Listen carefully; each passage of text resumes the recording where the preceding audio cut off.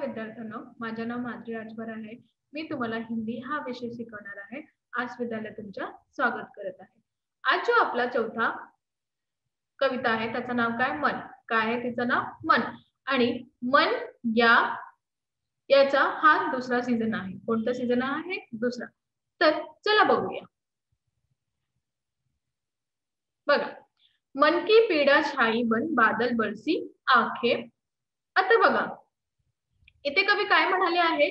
कवी म्हणाले आहे की जे आपलं मन आहे, या मनात खूपच दर्द आहे किंवा पीडा आहे, हे दर्द आहे. या बादलातून बनकर जसा बादलमध्ये ते खूप वर्षा येतो ते आखात किंवा डोळ्यातून बाहेर काढत आहे.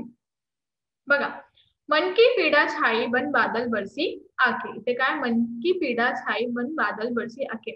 इथे कवी म्हणाला आहे, जे आपल्या मनात असते, जे आपल्या मनाचे दर्द आहेत, ते कुठून जाते? बादल बनवून कुठून येते? आपल्या डोळ्यासमोर येते. बादल बनवून आपल्या डोळ्यासमोर येते आणि त्या डोळ्यात आपण काय आहे? त्या डोळ्यात काय? अश्रू आहे. आणि अश्रू कसा निघते? जसं वर्षा होते, जसं बादलातून वर्षा होते, तसेच आपल्या डोळ्यातून जे अश्रू आहे ते निघत आहे. असं वाटत आहे की अश्रू जे हे वर्षासोबत कुठे बाहेर चालला आहे, पडत आहे. आणि इथे कवी म्हणाले आहे की असा फार वेळा होतात की आपल्या जे मनात आहे, जे दुःख आहे, ते अश्रू सोबत बाहेर काढत आहे.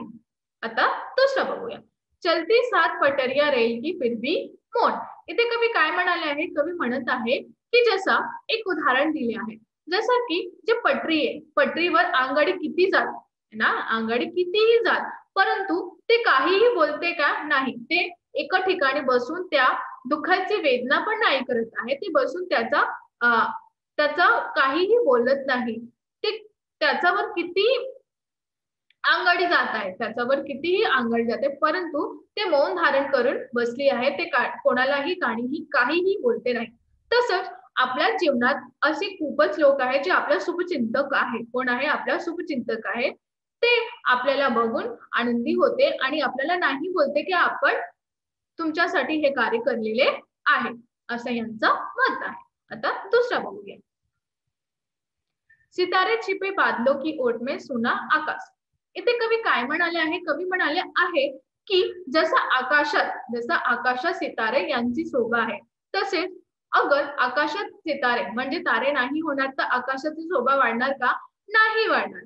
तसेच तुमची जी सुंदरता आहे, कोणीही समाप्त नाही करते. ते संदेह होते. ते तुम्हाला कसं बोलायचे आहे, कसं नाही बोलायचं आहे, कसं एकमेकांशी राहायचं आहे, हे सगळे विचार जे आहेत. तसेच तुमचे जे मत आहे, तुमची जी सुंदरता आहे, तुमची बोलणी आहे. जेव्हा तुम्ही बोलणार, ही तुमची सर्वच गोष्टी सुंदरता आहे. असं उदाहरण असं दिले आहे कवीने की जसं आकाशात जेव्हा चांद नाही राहणार, तेव्हा सितारे नाही राहणार. त्यांची शोभा होणार का? त्याची कोणी पाळणार का? त्यांना कोणी पाहणार का? नाही. त्यांची शोभा काय? चांद आणि सितारे. तसेच तुमच्या पण असे लोक आहे की तुमची जी बोलणी आहे, ही तुमची सुंदरता आहे. तेव्हा तुम्ही आपला कर्म करूया, असं नको बघा की तुमची कोई बातमी करणार या तुमचं काही बोलणार का, असं नको बघूया. तुमच्या समोर जे आहे, तुमची जी शोभा आहे, असा आहे की कमी नाही होते. जेव्हा तुम्ही बोलता, ज्या समाजात अस्तित्व आहे, तेव्हा तुम्ही बोलूया. आता आपण असं करूया, जे सत्कर्म आहे त्यांच्या समोर जे समाज आहे त्याला बनायचे प्रयत्न केलेले पाहिजे. आता दुसरं बघूया.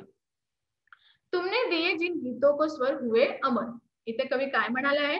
कवी बोलत आहे की जे गीत तुम्ही लोकांना दिले आहे, जे स्वर, आवाज, वाणी तुम्ही लोकांना दिले आहे, हे खूपच अमर झाली आहे. कारण ते बरसो म्हणजे खूपच वेळा त्यातून हे गुणगुणत जाणार आहे.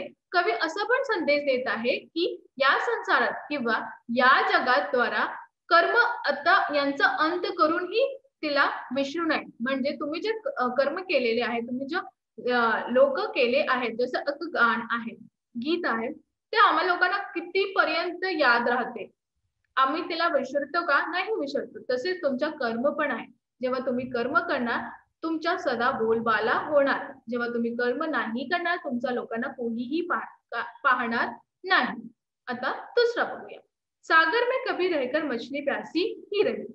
आता कवी म्हणाले, खूपच छान गोष्टी म्हणाले आहे. बघा, कवी काय म्हणते की जसं मछली कुठे राहते? सागर मध्ये राहते.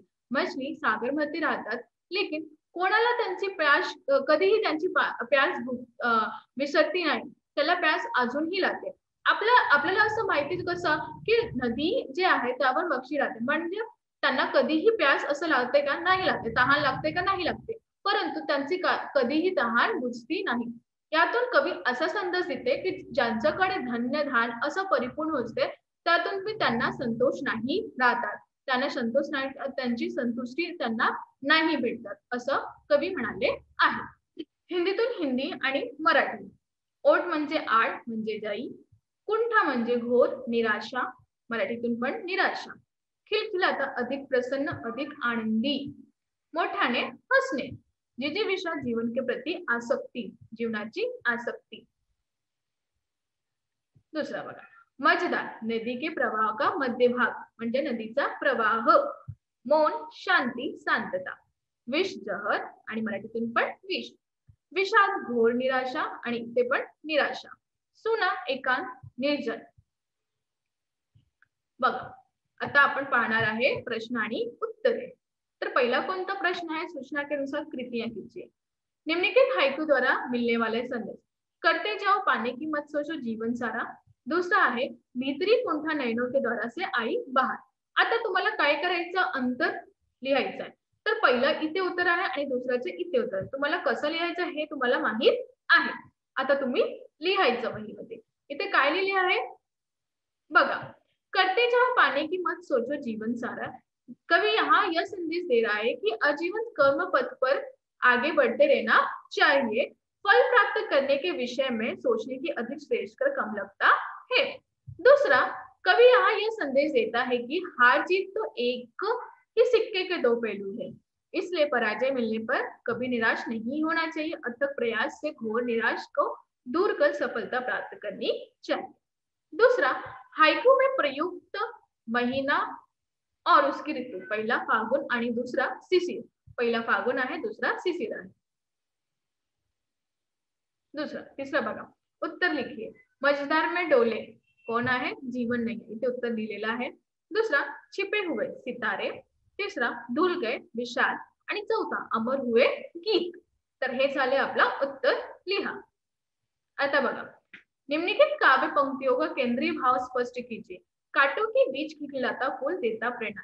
इथे तुम्हाला कविताचा ओळी दिलेला आहे, त्यांचा स्पष्टीकरण करायचं आहे. बघा, कवि कहता है कि फूल सदैव कांटों के बीच में रहता है, लेकिन वो अपनी कोमलता व सुगंध को नहीं छोड़ता है.